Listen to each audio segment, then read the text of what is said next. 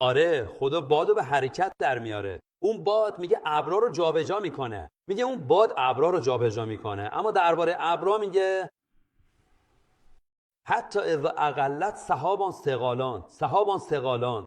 خدا میفرماید اون ابرا خیلی سنگین هستن. میدونی علم میگه چند متر ابر؟ 7000 تنه، 10,000 تنه، 200,000 تنه. فقط چند متر چند متر، نه چند صد متر. آخه من و تو که از توی ابر رد میشیم، حواس مثل مه میمونه. خدا میفرماید نه، اون ابرا خیلی سنگینن. الان علم اومده میگه ابرا سنگینن و در واقع تو اگه یه شب که بارون میباره همه بارون رو جمع کنی، من تون بارون باریده، اون همه بالای سر من و سر تو بوده. بعدش به آیه نگاه کن، به معجزه که حتی اذا اقلت سحابان ثقالان سقناه لبلد میت. چقدر دنیا آبه؟ 73% آبه، درسته؟ 27-25%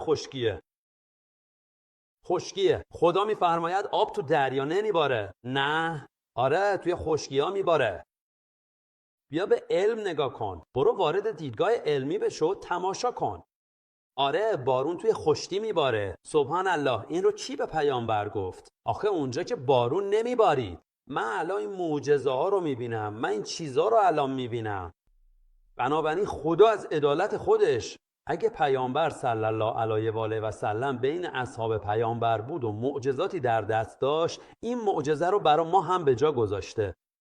والخیل والبغال والخمیر لترکبوها و زینتا و یخلق ما لا تعلمون.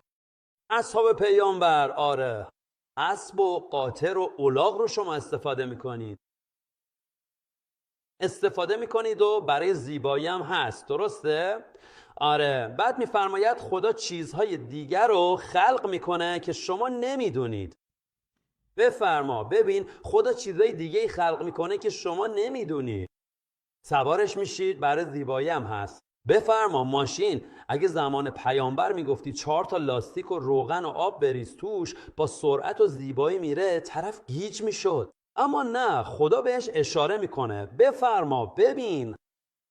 از اون بگذرین. من معجزه ها رو میبینم.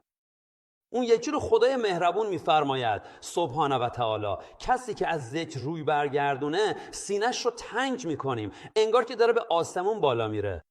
میگه تنگی نفس، انگار که داره به آسمون بالا میره. من تازه با هواپیما و موشک برام کشف شده که وقتی میری به آسمون اکسیژن اونجا نیست. اکسیژن نیست، انسان خفه میشه. اینا رو من تازه میبینم. اصحاب چه ندیده بودن؟ اصحاب 10 متر هم به آسمون بالا نرفته بودن. این منم که به آسمون میرم، من همه اینا رو میبینم. میفهمی برادر؟ بعد